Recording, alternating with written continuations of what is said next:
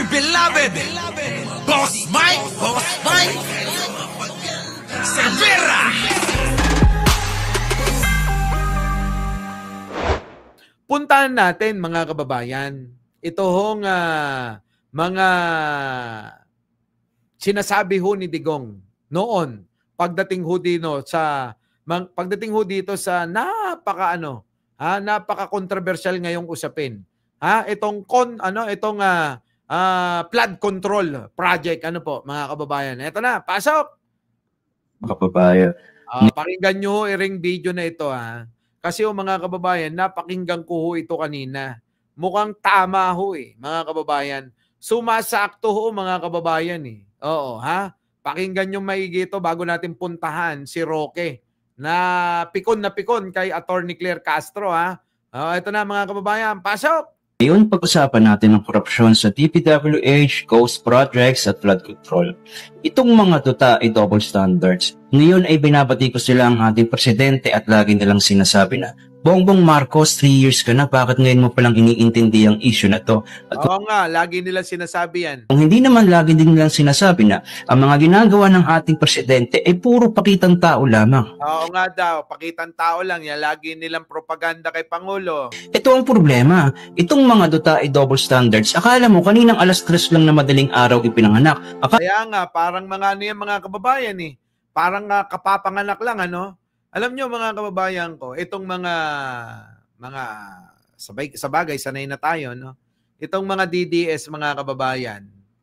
Oo, kapag pabor kay Digong, abay, lahat ho yan Oo, tama, lagi, Kapag mga kababayan, papabor kay Pangulong Bongbong, kahit pa ho sabihin nyo na yan, eto'y kalabaw ito.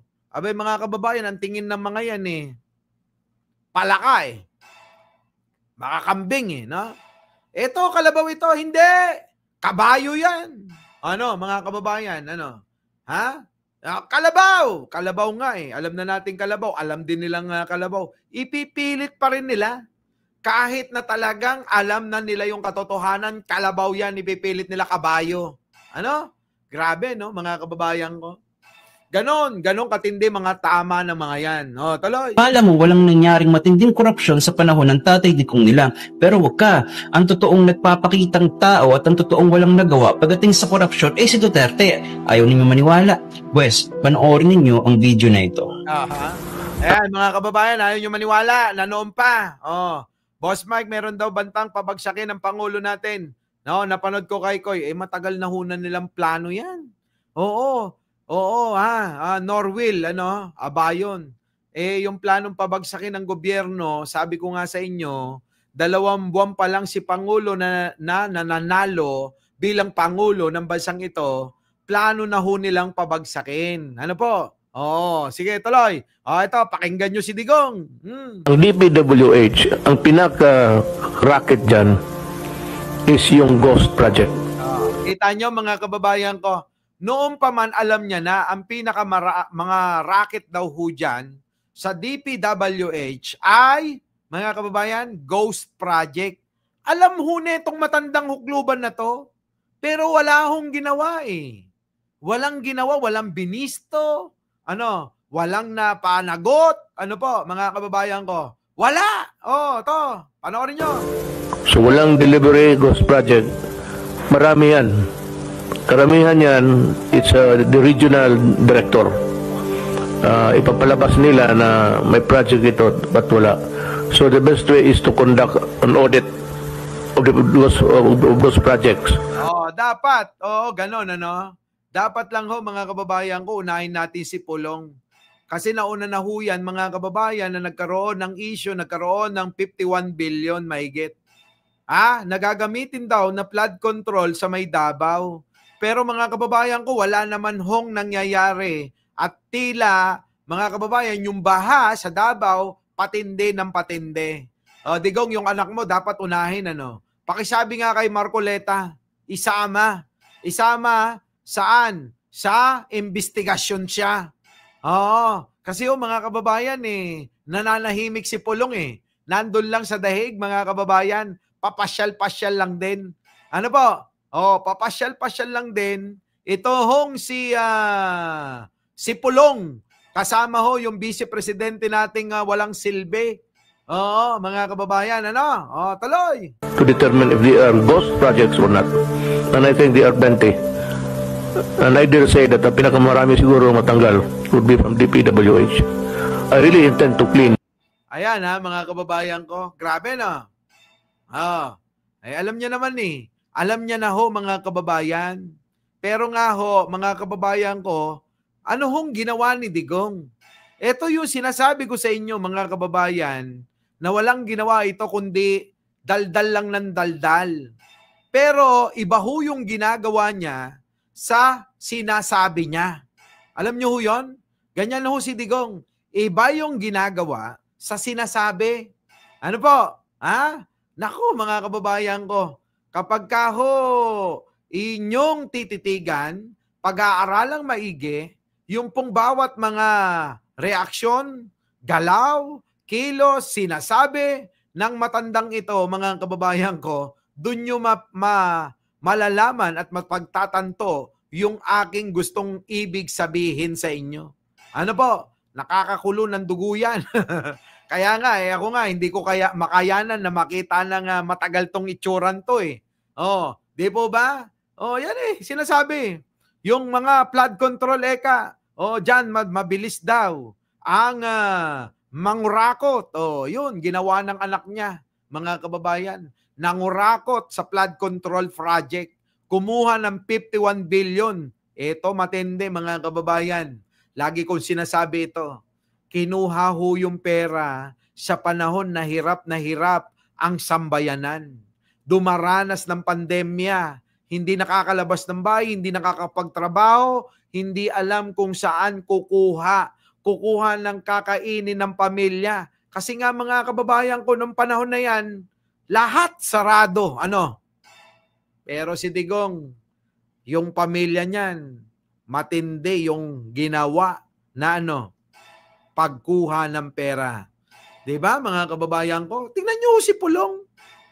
'Di ba? Tingnan niyo si Sara. Lalong-lalo na 'to mga kababayan, ang mga tropa. Ang mga tropa mga kababayan, sino? Yung pong mga drug lord, gambling lord, at po mga kababayan, yung pong mga incheck-checkwa. Kita niyo mga kababayan ko, ibang klase, 'di ba? Nakipagkaibigan sa mga tsekwa, ibinarkada ni Digong yung ating mga pera, yung pong kaban ng bayan, yung interes ng bayan, yung po yung binarkada niya. Parang nung bata tayo mga kababayan, gusto lang natin na meron tayong kaibigan na pumapasyal sa ating mga tahanan. Ano ang ginagawa natin? Pinagpipitas natin ng mga bunga ng mga puno natin dyan. Maaring bayabas, santol, mangga, para lang may ihain sa kanila. Ang ginawa ho ni Digong, hinain ang kaban ng bayan sa mga tsekwa. Grabe, no? Matindi. Matindi. So ngayon, mga kababayan, puntan natin to. Flood control ulit. Ng mga bitak ang dalawang proyekto sa Kamiling Tarlac. Ang isa na pinakamahal sa buong bansa. Madali umunong ayusin ayon sa DPWH. Ang isa naman na may butas at litaw na bakal, kinukumpuni ng aming datnan. Nakatutok si Ian Cruz.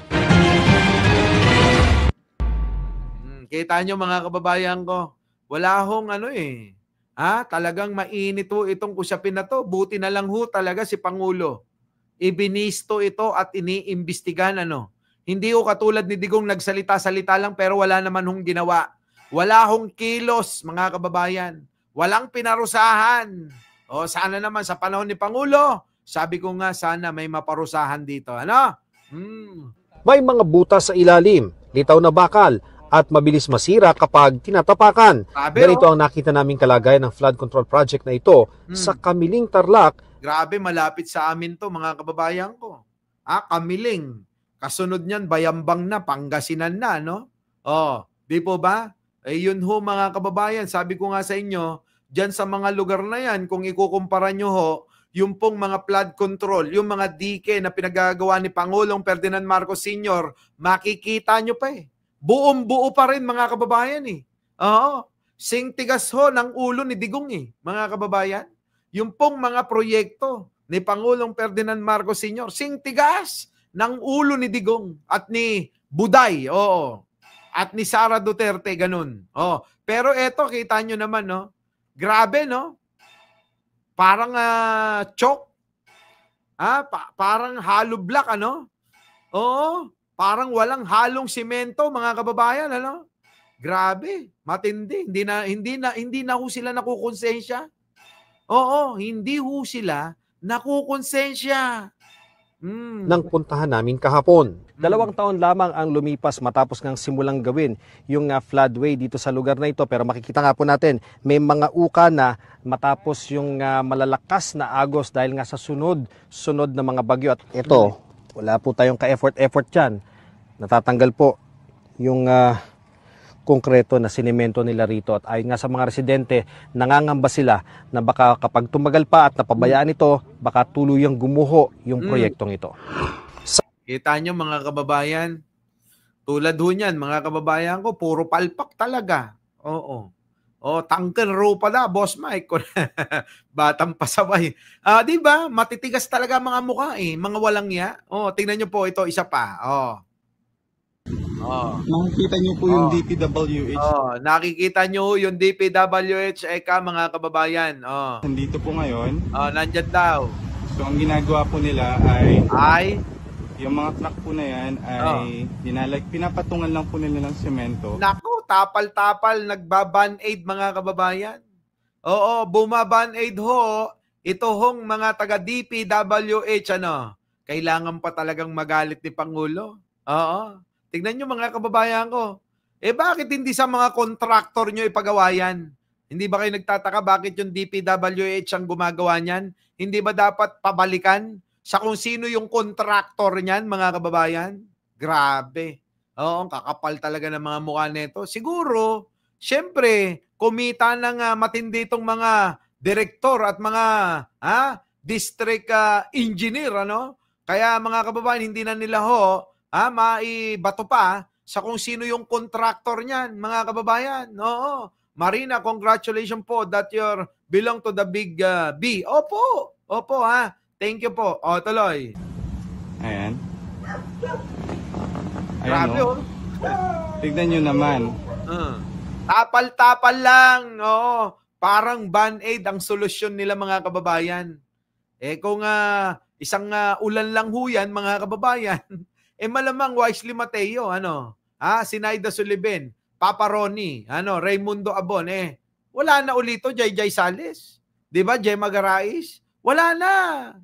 Isang kembot lang ho ito ng malakas na bagyo. Abay, wala na ho ito. Sigurado, mga kababayan ko. Tatapal na naman sila. Gagastos na naman sila. Walang ya. Kasi mga kababayan, dapat kasi isang gawaan lang. Isang matibay ho. Meron naman na ho silang gagayahin, di po ba? Magagaya na po nila yung gawa ng mga gawang si Pangulong Ferdinand Marcos Sr. noon, di ba?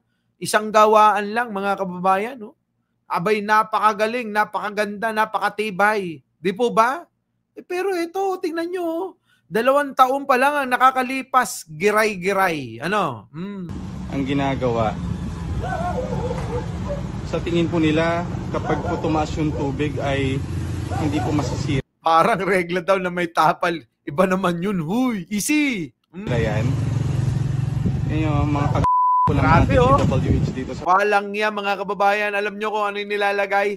Tinatapalan po ng hollow blocks. Walang yan kayo talaga. Ay, naku, grabe. Grabe talaga. Antindi ng mga magnanakaw, Tayla. Look.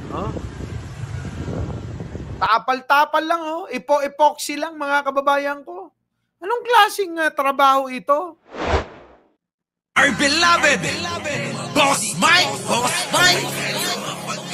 Cervera.